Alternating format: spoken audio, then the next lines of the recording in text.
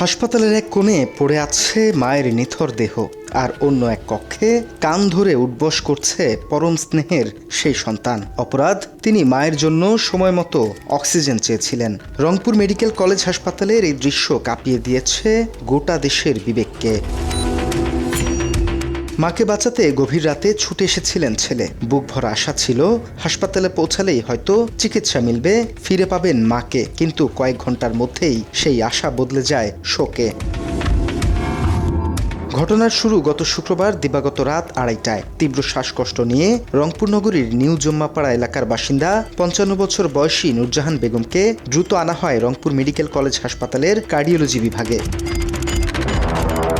স্বজনদের দাবি, রোগীর অবস্থা আশঙ্কাজনক হওয়ায় তারা চিকিৎসকদের কাছে দ্রুত অক্সিজেন দেওয়ার অনুরোধ করেন। কিন্তু তাদের অভিযোগ, ছটফট করতে থাকা মায়ের অক্সিজেন দেওয়ার আগে দায়িত্বপ্রাপ্ত চিকিৎসকরা সময় কালক্ষেপণ করতে থাকেন।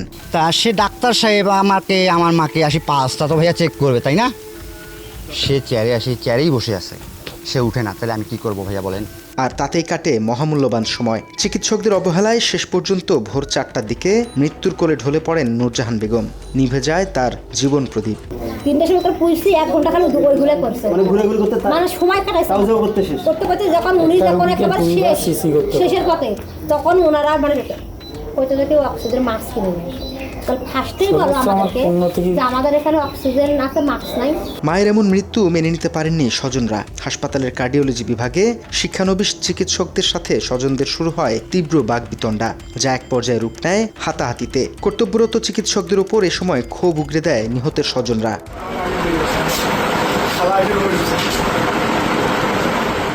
এতে সহকারী রেজিস্ট্রার রাকিবুল হাসান সহ 3 চিকিৎসক আহত হন। এই ঘটনার খবর ছড়িয়ে পড়তেই সকাল থেকে ফুঁসে ওঠেন শিক্ষানবিশ ও অন্যান্য চিকিৎসকরা। হাসপাতাল চত্বরে শুরু হয় বিক্ষোভ। তাদের দাবি, চিকিৎসকদের উপর ক্ষোভ জানানোদের প্রকাশ্যে ক্ষমা চাইতে হবে। বিক্ষোভকারী চিকিৎসকদের সাফ কথা, বিচার না পাওয়া পর্যন্ত দেয়া হবে না মরদেহ। যেহেতু তিনি এখানে অপরাধ করছে, আমরা লাশের কোনো ক্ষতি হতে দেবো না, কিছু করতে দেবো না, কিন্তু সে এসে অ্যাটলিস্ট মাপ চাক। রোগীর লোক যারা ডাক্তারের গায়ে আজকে হাত তুলছে, তারা অফিসিয়ালি ডাক্তারের কাছে ক্ষমা চাবে না, ততক্ষণ আমরা রোগীর লাশ দিব না তাদের হাতে। এরপরই শুরু হয় চিকিৎসকদের চরম অমানবিক রূপ। দীর্ঘ 10 থেকে 11 ঘন্টা ধরে ডেড হাউসে আটকে রাখা হয় এক মায়ের নিথর দেহ। বারবার কাকুতি মিনতি করেও মায়ের মরদেহ নিতে পারেনি সন্তানরা। চিকিৎসার ত্রুটি কোনো কমতি ছিল বা ইয়াস ছিল, এই কারণে ধস্তাধস্তি হয়েছে, তারপর থেকে মারা গেছে। এখন পর্যন্ত আমি তার বড় ছেলে এসে সকলের কাছে ধর্ণা ধরতেছি, আমার লাশটা দিচ্ছে না। দুপুর গড়ানোর সঙ্গে সঙ্গে পরিস্থিতি আরও নাটকীয় হয়ে ওঠে। বিক্ষুব্ধ চিকিৎসকরা হাসপাতালের জরুরি বিভাগে তালা ঝুলিয়ে দেয়। বন্ধ হয়ে যায় জরুরি চিকিৎসা সেবাও। হাসপাতালে আসা অসংখ্য দূর দূরান্তের রোগী ও স্বজনরা দিশেহারা হয়ে পড়ে। কেউ স্ট্রেচারে, কেউ অ্যাম্বুলেন্সে, আবার কেউ হাসপাতালের ফটকের সামনে দাঁড়িয়ে অপেক্ষা করতে থাকে চিকিৎসার আশায়। আর এদিকে জনম দুঃখিনী মায়ের মরদেহ পেতে বাধ্য হয়ে দুপুরের দিকে মহাসড়ক অবরোধ করেন ক্ষুব্ধ সন্তান সহ স্বজনরা। আসছি মাকে ছুটে দেখার জন্য লাশ নিতে, সে লাশ এ পর্যন্ত আমাদেরকে দেখতে দিচ্ছে না, আবার দিচ্ছেও না। একটা অক্সিজেন তারা দেয় নাই, এইটা বার থেকে আনতে বলছিল। হয়তোবা মারা যাওয়ার পর তার মাথা ঠিক ছিল না, হয়তোবা সে উশৃঙ্খলভাবে কিছু করছে। এই কারণে আমরা তার কাছে সর্বপ্রথম ক্ষমা দৃষ্টিতে তাদের কাছে এসে বলছি, ক্ষমা চাইছি। এই অবস্থায় হাসপাতালের পরিচালক ব্রিগেডিয়ার জেনারেল আশিকুর রহমান ঘটনাস্থলে গিয়ে পরিস্থিতি নিয়ন্ত্রণের চেষ্টা করেন। তিনি চিকিৎসকদের উপর হামলার নিন্দা জানিয়ে তদন্ত ও প্রয়োজনীয় ব্যবস্থা নেওয়ার আশ্বাস দেন। যেহেতু তারা ইন্টারনেটে হাত তুলেছে বা তাকে মেরেছে, অবশ্যই তার বিচার আমরা চাবো এবং বিচার করতে হবে। এরপরই মায়ের মরদেহ হাতে পাওয়ার অনুমতি পান সন্তান, তবে এক চরম অপমানের শর্তে। মৃতের মেজো ছেলে রিফাত হোসেনকে হাসপাতাল পরিচালকের কক্ষে ডেকে এনে মায়ের মরদেহ ফেরতের বিনিময়ে করানো হয় 10 বার কান ধরে উঠবস।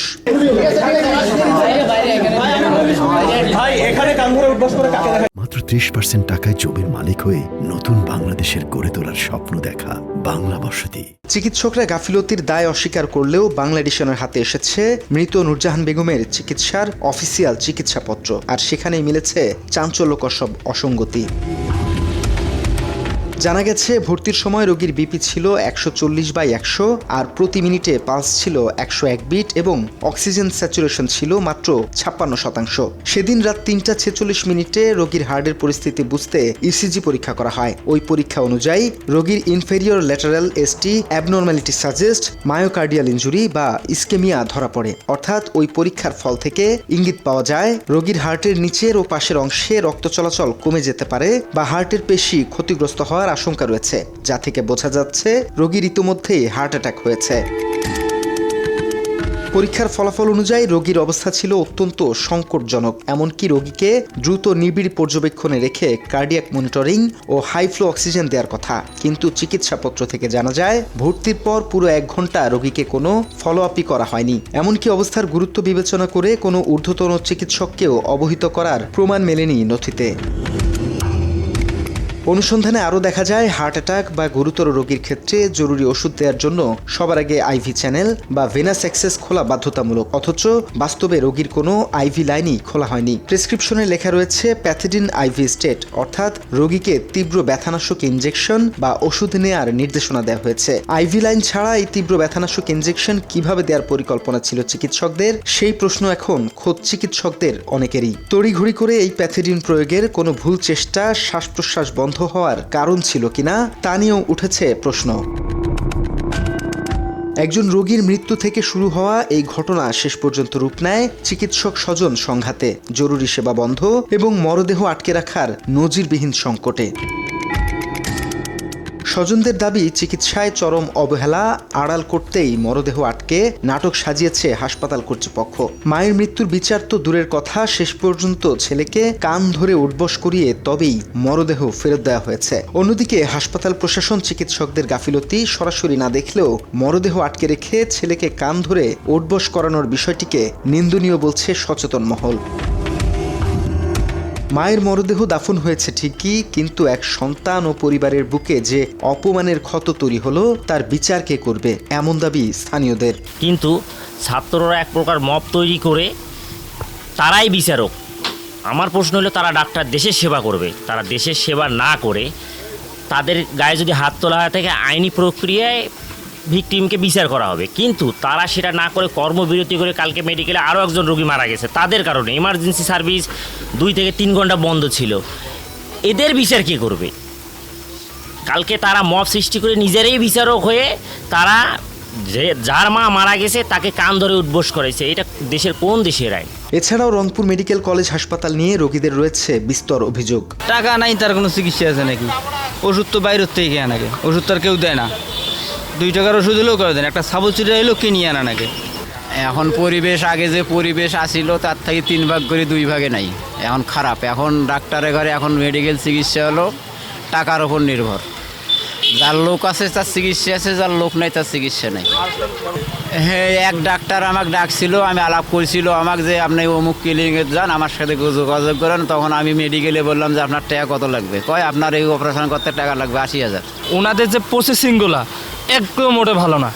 একটা মানুষ কিন্তু এই যে এনারা কিন্তু অতটা শিক্ষিত না, আমরা ব্লাড দিতে আসছি আমরাই অসুস্থ হয়ে গেলাম উল্টা।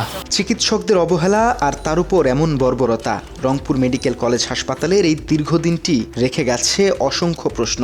চিকিৎসার অধিকার, নিরাপত্তা এবং মানবিকতার এই সংকট দেশের চিকিৎসা ব্যবস্থার নীতি নৈতিকতাকেই বড়সড় কাঠগড়ায় দাঁড় করিয়ে দিয়েছে।